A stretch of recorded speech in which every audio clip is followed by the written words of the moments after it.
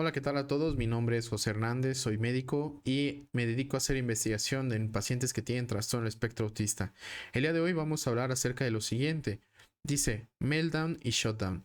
Esto forma parte de una pregunta que se había hecho que era compuesta porque también hablamos de la dificultad en la comprensión del lenguaje metafórico o figurado, en otras palabras del lenguaje literal, que está en otro video. Entonces vamos a hablar del meltdown y shutdown y qué tan importante va a ser la ansiedad social. Si ustedes recuerdan, lo que les he dicho de manera permanente es que el paciente tiene una ansiedad social permanente. Los pacientes, los términos meltdown y shutdown son comúnmente utilizados en escenarios del trastorno espectro autista para explicar que hay dos tipos de reacciones que estos pueden experimentar. Un meltdown se refiere a una reacción emocional intensa, abrumadora, en la que la persona puede perder el control de las emociones. ¿Por qué lo puede perder? Porque no sabe identificar las emociones, algo que hemos visto que se llama alexitimia. Y esto puede incluir que se generen gritos, llantos, golpes, patadas y otros comportamientos desafiantes o inclusive autolesivos. Un meltdown puede ser desencadenado por una gran cantidad de factores. Dentro de esos factores debemos de recordar que está el estrés, está la ansiedad, la frustración, la fatiga sensorial, la sobrecarga cognitiva y sobre todo la interacción social. Por otro lado, si nosotros hablamos del shutdown, se refiere más bien a una respuesta de aislamiento o retirada, en la que la persona se desconecta del entorno social y se vuelve inaccesible para la comunicación o el contacto. Esto puede incluir el que se quede quieto, que se quede en silencio, que se aleje de los demás, que parezca desinteresado o que parezca distraído.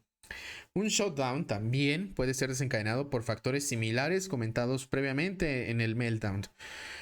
Importante saber que dentro de ellos pues está la sobrecarga cognitiva, la sobrecarga sensorial o la ansiedad social. Si nos damos cuenta, la ansiedad social se ve tanto en el shutdown como en el meltdown. Digamos que son maneras de que el organismo, que el cerebro en los pacientes que tenemos trastorno espectro autista utiliza para, de cierta manera, resetearse. Sé que no se va a escuchar tan lógico, pero esa es la razón. El meltdown es un proceso en el que el paciente tiene una descarga abrumadora y por lo tanto empieza a tener conductas que son aberrantes desde el punto de vista social y desde el punto de vista en que también son autolesivas inclusive. ¿Cómo es que se llega a ese punto y cómo es que debemos de abordarlo? Muy bien, se llega a ese punto porque el paciente que tiene trastorno del espectro autista no tiene la capacidad para poder controlar sus emociones desde el inicio porque no sabe cómo llamarlas. No tiene idea de cómo es que se llama lo que le está sucediendo. Para poder ilustrar más esto, déjenme ponerles ahora sí de manera correcta. Les digo ahora sí porque a los videos, cuando ven un video es porque se grabó varias veces, al menos ahorita en el inicio, porque soy muy torpe en algunas partes de la tecnología ahorita. Pero vean, por ejemplo, aquí ustedes pueden notar que esto es un diagrama de Venn, ¿no? Aquí hablamos del trastorno espectro autista, el trastorno de déficit de atención e hiperactividad y el paciente que tiene genialidad o que tiene el síndrome del hombre sabio o se llama savant. Ahora, eso es la neurodivergencia, pertenecer a esto. Ahora, debemos de saber que el paciente que tiene trastorno espectro autista tiene alexitimia. ¿Qué es la alexitimia? La dificultad para identificar y nombrar los sentimientos. Entonces, si tú no sabes ni identificar ni nombrar un sentimiento, ¿qué es lo que esperas controlar? Pues nada. Por esa razón es que se desarrolla el meltdown. Por esa misma razón es que el paciente se tiene que aprender a, porque es algo que se va aprendiendo, ¿no? No es algo con lo que se nace, pero es algo que se va aprendiendo a poder llamar las cosas por su nombre. Estoy triste, me siento abrumado, me siento cansado, me siento fatigado. Ese tipo de cosas normalmente no las escuchas de alguien que tiene trastorno espectro autista. La escuchas ya cuando hubo un burnout, ¿no? ¿Por qué? Pues porque ya no hay de otra, ya en ese punto la única energía que tiene es para racionalizarse. ¿Por qué es que se encuentra uno así?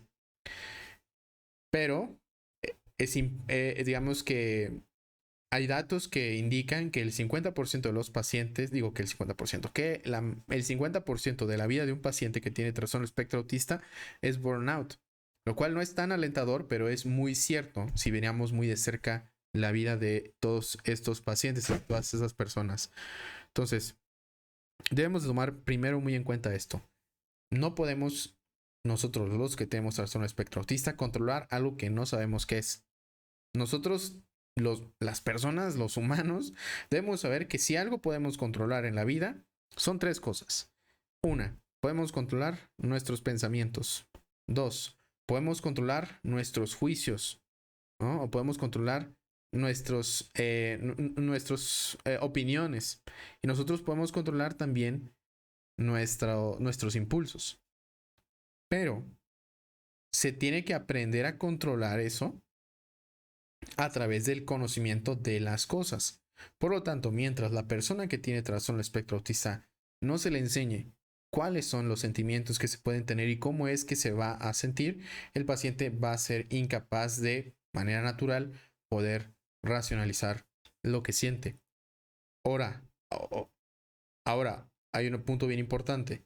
El paciente que tiene trastorno espectro autista, hay que hacerle saber que siempre va a tener ansiedad social. No significa que no vaya a poder salir adelante, no. Siempre la va a tener. Por lo tanto, eso hace que sea difícil también identificar cuando un sentimiento es tal sentimiento. Entonces, una de las cosas que se tienen que hacer entonces es poder enseñarle al paciente que tiene dificultad para los sentimientos y que por lo tanto los tiene que saber externar como él vaya lográndolos externar. Aquí el punto importante es que estos meltdown, perdón, ocurren muchas veces asociados también al bullying. Entonces ahí no se espera que el resultado sea bueno. ¿Por qué? Por lógica. Porque está rodeado de un ambiente que es hostil. Entonces, si tomamos en cuenta que la gran mayoría de los pacientes, sino que el 85% de los pacientes que tienen esto sufren bullying a lo largo de su vida, y que esto les causa un trauma porque no tenían las herramientas necesarias para sobrellevarlo, pues bueno, se convierte en algo problemático. ¿Por qué es un problema? Porque no hay una inclusión, no hay un conocimiento, hay una ignorancia completa de qué es esto. Entonces el shutdown sería como lo que vemos aquí en esta otra imagen, déjenme ponerlo, donde el paciente tiende a necesitar pasar tiempo en soledad o contemplación. Es una característica que el paciente tiene, pero eh, este shutdown es parecido a esto, aunque digamos que es algo necesario. Es algo que el paciente, en este caso, lo necesita. El paciente necesita tener espacio para sí solo. Así sea con las personas más queridas del mundo y las personas que él más adore, va a llegar un momento donde él diga, ya, o sea, ya pasó el tiempo de la conversación, ya pasó mi interés, ya empiezo a ponerme ansioso, ya empiezo a no pensar de una manera tan tranquila y eso es algo que se necesita. El shutdown es algo que se necesita, el meltdown es algo que se tiene que aprender a vivir con él, ¿no? Entonces, eso es lo que debemos de saber. Es importante tener entonces en cuenta que los meltdowns y shutdowns son formas en las que las personas con TEA pueden responder a las demandas sensoriales, sociales o cognitivas que les resultan abrumadoras. Estas respuestas no son voluntarias ni premeditadas, sino que son una forma de protección y autorregulación en momentos de sobrecarga o estrés. Por lo tanto, es importante que las personas con TEA reciban el apoyo adecuado para prevenir o reducir la frecuencia de las respuestas, así lo dicen, de estas dos respuestas. Yo más bien considero que de la respuesta del meltdown. El shutdown es algo que se necesita y eso es algo que va a ser parte del paciente y que lo debe hacer de manera consciente. Así como en su momento, aunque no lo han preguntado todavía mucho, hablaré de la autoestimulación, la necesidad de estar en constante movimiento para mantenerse atentos, los pies y demás. Hoy en día inclusive hay personas a las que por esa misma razón le dicen que tienen síndrome de las piernas inquietas, cuando realmente creo que se ha comprendido muchísimas cosas en la sociedad de manera errónea, porque eso es un ejemplo de la estimulación y la autoestimulación consciente en un paciente que tiene trastorno espectro autista, lo hace que esté al pendiente. E inclusive eso es una de las maneras de reducir que el paciente entienda las cosas de manera literal. Muchas gracias por ver esto y les agradezco mucho por su atención. Que tengan un buen día.